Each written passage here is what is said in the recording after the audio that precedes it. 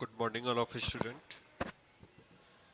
Work energy power का जो topic अपने पास चल रहा था, law of conservation of energy, इसमें हम एक एग्जांपल कंप्लीट कर चुके थे। यदि किसी बॉडी को अपन फ्रीली ड्रॉप करते हैं तो वो एनर्जी कंजर्वेशन लॉ को फॉलो करती है, क्योंकि हर पॉइंट पर हमने एनर्जी निकाली थी, हर पॉइंट पर एनर्जी हमारे पास इक्वल आ रही थी। क्लियर है बच्चों? नेक्स्ट सेकंड अपन बात करते हैं ऑसिलेटरी मोशन। ऑसिलेटरी मोशन हम कौन सा एग्जाम्पल ले सकते हैं? पेंडुलम वाला एग्जाम्पल ले सकते हैं। ये ऑसिलेटरी मोशन का होगा। जैसे इस तरीके का हमारे पास कोई भी पेंडुलम गिवन है जिसका मास दे रखा हमारे पास स्मॉल एम। यदि ये पार्टिकल आपके पास इस तरीके से पहले इधर जाता है, उसके बाद वापस इधर आता है, इस तरफ जाएगा, वापस इधर आएगा, इस तरीके से ये मूव करता है, ये ऑसिलेटरी आपके पास मोशन हुई। ये कोई ऑब्जेक्ट दे रखा है जिसका मास स्मॉल एम है, ये पार्टिकल इधर जाएगा, फिर वापस इधर आएगा, फिर पार्टिकल इधर जाएगा, वापस इधर जाएगा, इस तरीके का जो मोशन होता है ऑसिलेटरी मोशन। मतलब ये हमारे पास जो होगा ये मीन पॉइंट होगा। क्या होगा? Mean point. तो कोई भी पार्टिकल अगर मीन पॉइंट के इधर उधर आपके पास क्या करता है? मोशन करता है, मूव करता है, तो this type of motion is known as oscillatory motion. इस तरीके के जो मूवमेंट होता है इसमें सबसे पहले एक टर्म काम करती है एंगुलर फ्रीक्वेंसी। बाकी हम डिटेल में पढ़ेंगे जब ऑसिलेटरी मोशन की डिस्कस करेंगे, तो हम डिस्कस करते हैं एंगुलर वेलोसिटी। तो सबसे पहली चीज या एंगुलर फ्रीक्वेंसी भी कह सकता हूँ। एंगुलर फ्रीक्वेंसी या एंगुलर वेलोसिटी जो होती है उसको हम ओमेगा से डिनोट करते हैं। और पार्टिकल इस पॉइंट तक हाईएस्ट आपके पास क्या करता है? मूव करता है इस पॉइंट पी तक। तो अपन बोलेंगे ये जो पॉइंट पी हमारे पास होगा और यहाँ मीन पोजीशन से इसको बोलते हैं मैक्सिमम डिस्प्लेसमेंट, जिसे कहा जाता है एम्पलीट्यूड। ये जो आपके पास इस पॉइंट से इस पॉइंट तक जो आपके पास इसका मैक्सिमम डिस्प्लेसमेंट हो रहा है, इस मैक्सिमम डिस्प्लेसमेंट को अपन क्या बोलते हैं? एम्पलीट्यूड कहते हैं बच्चों। अगर इसको एम्पलीट्यूड कैपिटल ए कहते हैं तो मैं ऐसे कह सकता हूं, एम्पलीट्यूड यदि कैपिटल ए हमारे पास है, एम्पलीट्यूड यदि कैपिटल ए हमारे पास है, तो इस कंडीशन के अंदर amplitude capital A, angular frequency omega, और ये हमारे पास स्मॉल एम, तो इसकी जो मैक्सिमम एनर्जी आपके पास होती है, मैक्सिमम एनर्जी होती है half M omega square A square. बच्चों इसको अपन ड्राइव करेंगे, अभी केवल सीधा फॉर्मूला आप रख लो याद कि अगर मान के चलते हैं किसी पार्टिकल का मैक्सिमम डिस्प्लेसमेंट या इसका एम्पलीट्यूड कैपिटल ए हो, एंगुलर फ्रीक्वेंसी ओमेगा हो, तो उस कंडीशन में हमारे पास जो एनर्जी होती है वो half M omega square A square होती है। अब मैं थोड़ा सा आपको इस बात के लिए डिस्कस कर देता हूं। जैसे ये पार्टिकल होता है, यहां पर इस पार्टिकल की मैक्सिमम वेलोसिटी होती है। वेलोसिटी कैसी होगी? मैक्सिमम वेलोसिटी से चलेगा इधर की तरफ। अब मैक्सिमम वेलोसिटी से इधर की तरफ चला तो यहां पे जाकर ये स्टॉप हो गया। स्टॉप हो गया तो मैं ये कहूंगा कि यहां वेलोसिटी की वैल्यू जीरो हो गई। इस पॉइंट पी पर आपके पास वेलोसिटी क्या हो गई? जीरो हो गई। इट मींस इसकी काइनेटिक एनर्जी की वैल्यू जीरो हो गई। कौन से पॉइंट पर बच्चों? पॉइंट पी पर। अगर पॉइंट पी पर काइनेटिक वेलोसिटी जीरो हो गई तो काइनेटिक एनर्जी जीरो हो जाएगी। काइनेटिक एनर्जी जीरो हो जाएगी तो इट मींस यहां पर केवल पोटेंशियल एनर्जी बचेगी। मैं ऐसे भी कह सकता हूं इस पॉइंट पी पर जो टोटल एनर्जी होगी वो पोटेंशियल एनर्जी की फॉर्मेट में होगी, और उसकी वैल्यू भी यही होगी, half M omega square A square. और इस पॉइंट पर यदि मैक्सिमम वेलोसिटी है तो काइनेटिक एनर्जी मैक्सिमम होगी। काइनेटिक एनर्जी मैक्सिमम है, इट मींस पोटेंशियल एनर्जी आपके पास जीरो हो चुकी है, डिस्प्लेसमेंट जीरो है। तो मैं ऐसे कह सकता हूं इस पॉइंट पर जो भी एनर्जी स्टोर्ड होगी वो काइनेटिक एनर्जी की फॉर्मेट में होगी। तो यहां पर काइनेटिक एनर्जी आपके पास मैक्सिमम होगी half M omega square A square. यदि इसका कर्व बनाते हैं तो कुछ कर्व इस तरीके से समझ में आ जाएगा आप लोगों को कि अगर मैं ऐसे कह देता हूं कि ये तो हो गया मीन पोजीशन, ये हो गया एम्पलीट्यूड, और ये इधर भी हो गया एम्पलीट्यूड, इधर माइनस ए लिख देता हूं, इधर प्लस ए, इधर प्लस ए, इधर माइनस ए, ये एम्पलीट्यूड है।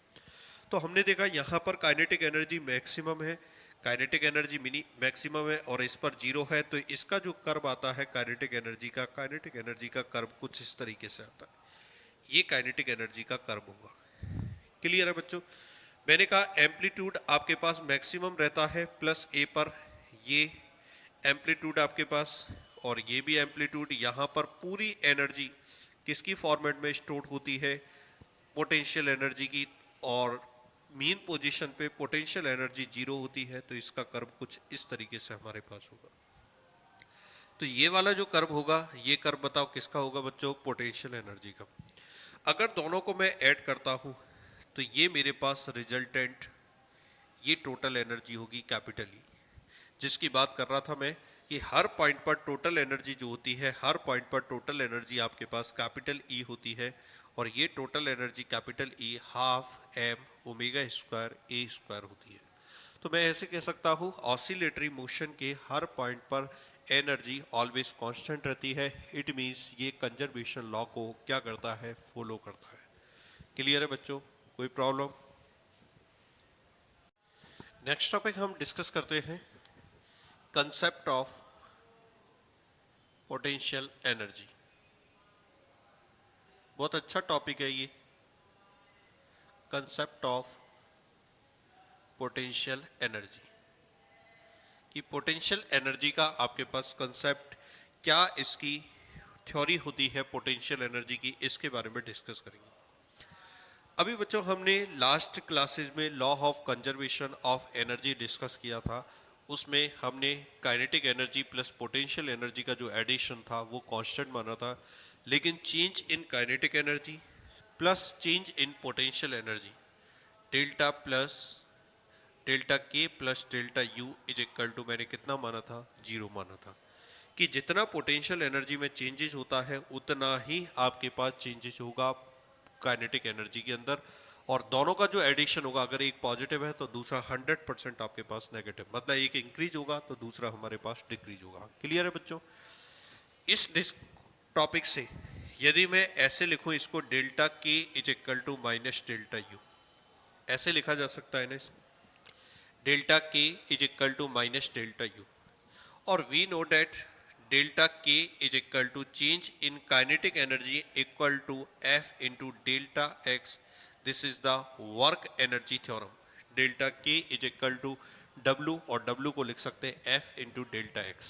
सो रिप्लेस डेल्टा के by F delta x is equal to minus delta U.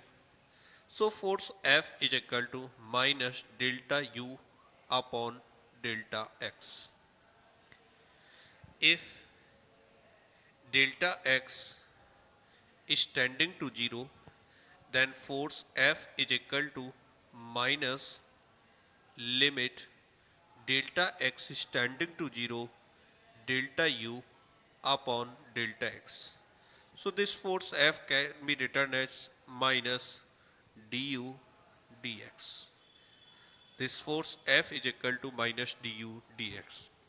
ऐसे लिखा जा सकता है कि ये फोर्स हमसे क्या कह रहा है पोटेंशियल एनर्जी के फॉर्मेट में, कि अगर मान के चलते हैं change in potential energy per unit distance, change in potential energy per unit distance, its negative value denotes the applied force on the body. Again, applied force on a body is equal to negative value of change in potential energy per unit distance. मतलब per unit distance के अंदर जितनी potential energy में changes होता है उसकी negative value किसके equal होती है? फोर्स के इक्वल होती है। तो अगर मान के चलो इंस्टेनियस फोर्स अगर आपसे पूछ ले तो instantaneous force F is equal to हम ऐसे लिख सकते हैं minus d U d x. Okay, अब आप लोगों को क्वेश्चन थोड़ा सा घुमा दिए, बात समझना बच्चों। यहाँ पे जो फंक्शन u होगा वो किसका फंक्शन होना चाहिए? x का फंक्शन होना चाहिए। मैंने तो आपसे ऐसे कह दिया कि जो फोर्स अप्लाई हमारे पास हो रहा है वो 3D फोर्स अप्लाई हो रहा है। ऐसा फोर्स अप्लाई हो रहा है, 3D फोर्स अप्लाई हो रहा है, तो 3D फोर्स में तो आप बोलोगे vector f is equal to F x I cap plus F y J cap plus F z के कैप। तीनों फोर्सेस काम कर रहे हैं, x वाला भी काम कर रहा है, y वाला भी काम कर रहा है, z वाला भी काम कर रहा है। तो इस कंडीशन के अंदर यदि एफ एक्स की वैल्यू पूछे तो एफ एक्स की वैल्यू बच्चों अपन लिखेंगे minus del you del x, minus del you del x. देखो यहां लिखा है डी डी एक्स, यहां लिखा है डेल डेल एक्स। देखो बच्चों ऐसे लिखा है डी डी एक्स और इस तरीके से लिख रहा हूं, ये है डेल डेल एक्स। इसको कहा जाता है पार्शियल डिफरेंशिएशन। क्या कहा जाता है बच्चों? पार्शियल डिफरेंशिएशन कहा जाता है। इन दोनों में डिफरेंस होता है। यहां पे हम केवल x के जो भी आपके पास वेरिएबल होंगे, x जो वेरिएबल होंगे उन्हीं को वेरिएबल मानेंगे, बाकी अगर अदर वेरिएबल हमारे पास दे रखे उनको कांस्टेंट मान के चलेंगे। जैसे एक एग्जांपल मैं आपको दूं, मैंने कहा एक्स वाई का डिफरेंशिएशन करना है और एक्स वाई का पार्शियल डिफरेंशिएशन करना है। तो इसमें क्या करोगे बच्चों, दो वेरिएबल दे रखे, एक एक्स दे रखा है एक वाई दे रखा है, तो इसका तो अपन जानते हैं एक्स और फिर लिखोगे डी वाई डी एक्स, फिर लिखोगे वाई और फिर लिखोगे डी डी एक्स। तो ये डी डी एक्स एक्स तो आपके पास 1 हो जाएगा, फाइनल आंसर हो जाएगा x d y d x plus y, ये आंसर हमारे पास होगा। लेकिन यदि पार्शियल डिफरेंशिएशन किया जाता है तो पार्शियल डिफरेंशिएशन के अंदर हम लोग केवल x को वेरिएबल मानेंगे, y को वेरिएबल नहीं मानेंगे, y को हम कांस्टेंट मान के चलेंगे। y कांस्टेंट है, कांस्टेंट को बाहर निकाल देंगे, इसको लिखेंगे डेल डेल x और x का x के रेस्पेक्ट में अपन जानते हैं आंसर 1 होता है, तो आंसर हमारे पास कितना हो जाएगा, y हो जाएगा। दोनों में डिफरेंस है, ये पार्शियल डिफरेंशिएशन कहलाता है। आप भले ही आप स्टार लगा के इसको लिख लो, डेल डेल एक्स जो होता है ये पार्शियल डिफरेंशिएशन होता है। इट मींस यदि एक्स डायरेक्शन में हम फोर्स फाइंड आउट करना चाहते हैं तो एक्स डायरेक्शन का जो फोर्स होगा वो केवल partial differentiation of X, X के रेस्पेक्ट में अपन पार्शियल डिफरेंशिएशन करेंगे। वाई के रेस्पेक्ट में निकालना है तो F by is equal to अपन लिखेंगे minus del you del Y. Z के रेस्पेक्ट में निकालेंगे F Z is equal to minus del you del Z. Clear है बच्चों? अगर मैं सारी वैल्यूज इधर पुट कर देता हूं तो vector F is equal to minus del you del x I cap minus del you del Y J cap minus del you del Z के कैप। ऐसे लिखा जा सकता है।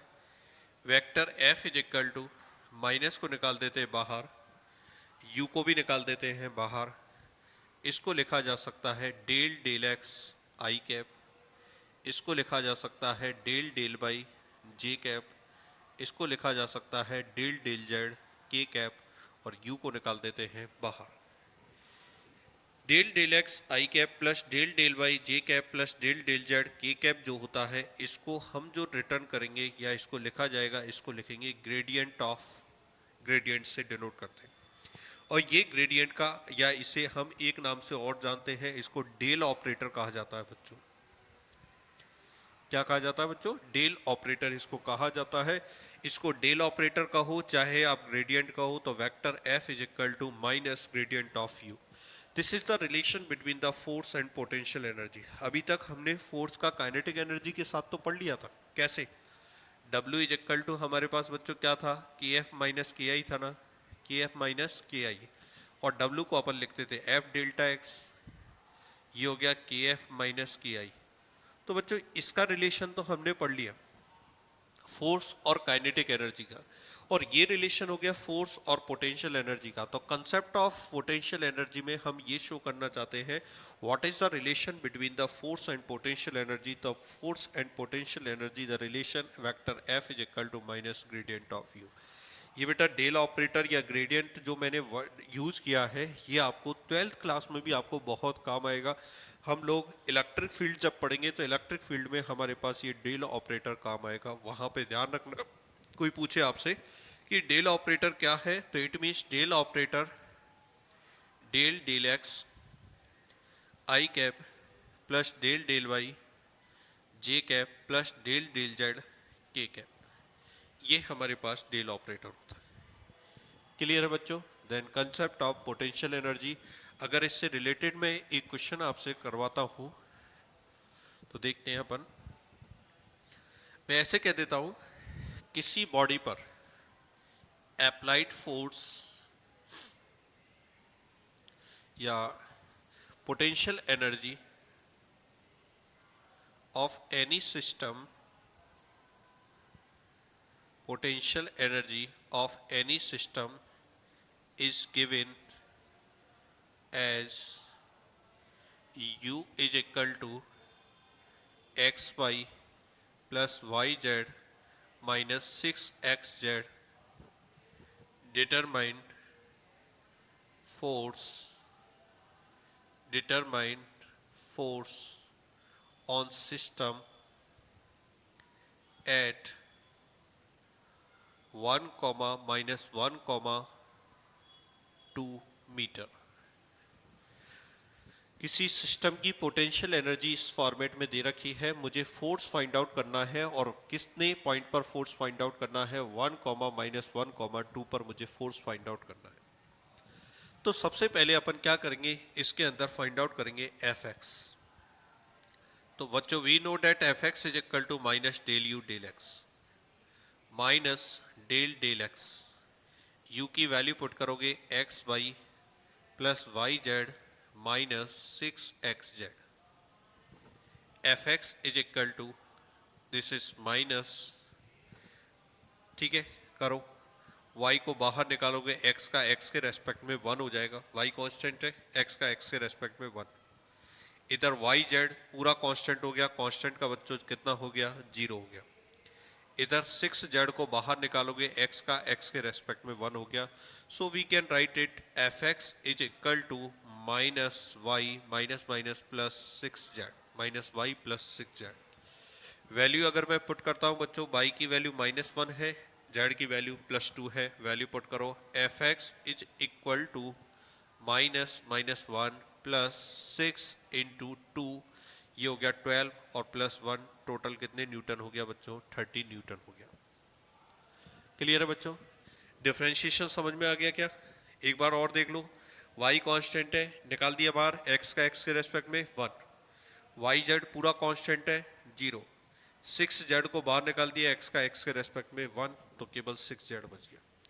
इसी तरीके से अपन एफ बाई निकालेंगे, f by is equal to minus del del y, और u की जगह सीधी वैल्यू पुट कर देता हूं, x y plus y z minus 6xz।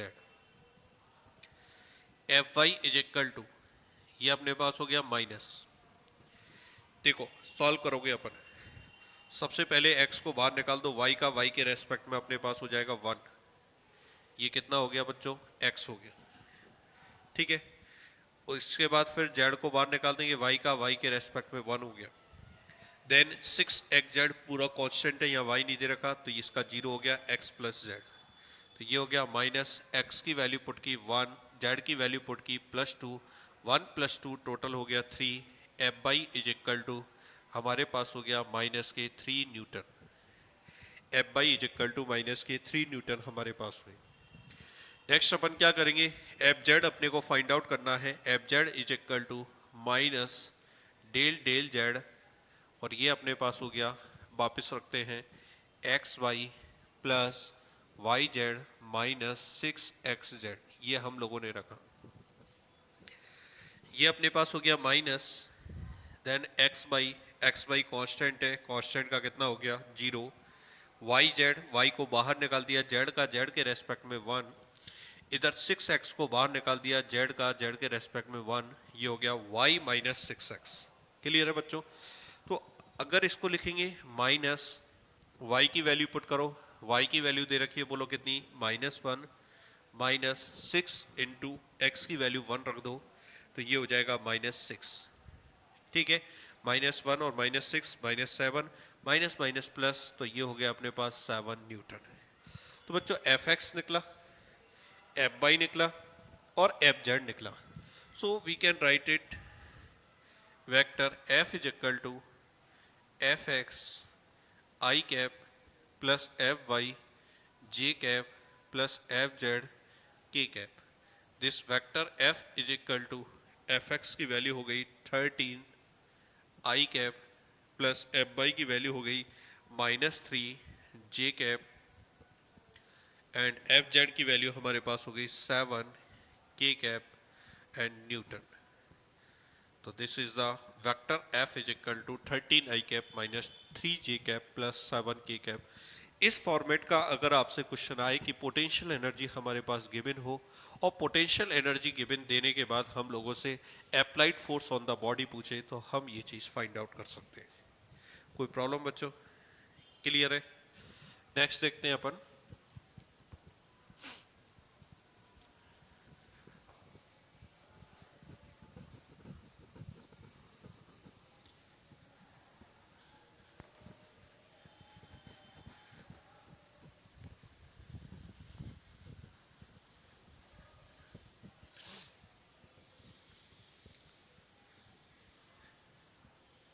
Next topic अपन डिस्कस करते हैं कॉलिजन।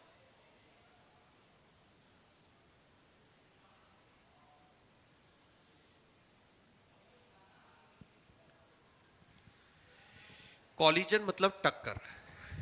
क्या होती है टक्कर? जब भी कोई एक बॉडी दूसरी बॉडी की तरफ मूव करे, when one body is moved towards the another body, another body, जब ये आप एक बॉडी दूसरी बॉडी की तरफ आपके पास क्या करती है, मूव करती है, मूव करने के बाद इन दोनों के बीच में इंटरैक्शन होता है। इन दोनों के बीच में क्या होता है? इंटरैक्शन होता है। इंटरैक्शन वर्ड क्यों काम में लिया? मान के चलो ये हमारे पास पॉजिटिव चार्ज हुआ, ये भी हमारे पास पॉजिटिव चार्ज हुआ। अगर चार्ज बॉडी हुई तो प्लस प्लस ये हमारे पास दे रखे। अगर ये दोनों एक दूसरे के पास आएंगे तो टच होने से पहले ही रिपल्सन के कारण ये दूर हट जाएंगे। ये दो मैग्नेट दे रखी है, आप ऐसे मान के चलो ये एन दे रखा है, ये भी एन दे रखा है, ये पोल इधर जा रहा है, ये पोल इधर जा रहा है, एक दूसरे को टच करने से पहले ही इनमें रिपल्सन हो जाएगा ना रिपल्सन। ओके, तो इसलिए मैंने वर्ड यूज किया इंटरैक्शन। और कोई कहता है ये अनचार्ज बॉडी है, अनचार्ज बॉडी है तो हो सकता है ये आपस में टक्कर करे, जैसे दो बॉल आपस में कांटेक्ट करती हैं। आफ्टर कांटेक्टिंग, कांटेक्ट के बाद क्या होता है, इनकी जो मोशन होता है वो चेंज हो जाता है। Change in motion, change in motion, ये जो चेंज इन मोशन होता है इसी चीज को अपन क्या बोलते हैं? कॉलिजन कहते हैं। When one body moves towards the another body after interaction or contacting, the motion of the bodies is changed. This process is known as collision. मतलब ये जो टक्कर हुई है, टक्कर का मीन्स अपन ये कहेंगे कि बॉडी के मोशन में हम चेंज करना चाहते हैं। ये मोशन में जो चेंजेस हुए हैं इसी चीज को अपन क्या बोलते हैं? कॉलिजन कहते हैं। इस कॉलिजन के अंदर यदि अपन लोग बात करें बच्चों, तो कॉलिजन के अंदर हम देखते हैं किस तरीके से कॉलिजन हो सकता है। एक बॉडी दूसरी बॉडी की तरफ चलती है, एक बॉडी दूसरी बॉडी की तरफ चलती है और दूसरी बॉडी की तरफ बिल्कुल लीनियर पाथ पर चलती है। इस तरीके से सीधी टक्कर अपन इसे बोलते हैं। इस टक्कर को अपन हेड ऑन टक्कर कह सकते हैं, इस टक्कर को अपन लीनियर टक्कर कह सकते हैं, लीनियर कॉलिजन, और इसको वन डायमेंशनल कॉलिजन भी कहा जा सकता है। वन डायमेंशनल कॉलिजन मतलब यदि मान के चलते हैं बॉडीज के बीच में जो भी कॉलिजन आपके पास होता है वो कॉलिजन ठीक सामने से होता है, इन फ्रंट ऑफ बॉडीज, एक दूसरे के ठीक सामने से होता है, लीनियर पाथ पर होता है। इस तरीके की जो कॉलिजन होती है उस कॉलिजन को अपन बोलते हैं head on collision, linear collision या वन डायमेंशनल कॉलिजन कहा जाता है। क्लियर है बच्चों? अगर कोई ये कहता है कि सर एक बॉडी तो इस तरीके से चलती है, एक बॉडी आपके पास इस तरीके से चल रही है और यहां जाके इन्होंने कॉलाइज किया, दोनों के बीच में कॉलिजन इस जगह पर हुआ, तो अपन ये कहेंगे when body moves with an angle, किसी एंगल पर मूव करती है, then collide to each other, this type of collision is known as two dimensional collision. This type of collision is known as two dimensional collision, या इसे ऑब्लिक्यू collision भी कहा जाता है। ऑब्लिक्यू कॉलिजन भी इसको कहा जाता है, या तो इसको बोला जाता है आपके पास टू डायमेंशनल कॉलिजन, या फिर इसे क्या कहा जाता है? ऑब्लिक्यू कॉलिजन कहा जाता है। तो कॉलिजन के टाइप्स की बात करें तो कॉलिजन हमारे पास मोशन के हिसाब से तो दो तरीके के हुए। एक मोशन के हिसाब से हुआ अपने पास वन डायमेंशनल, और एक अपने पास जो मोशन हुआ वो अपने पास कौन सा हुआ? टू डायमेंशनल हुआ। क्लियर बच्चों? नेक्स्ट क्लासेज में अपन कॉलिजन के टाइप्स और डिस्कस करेंगे। Thank you.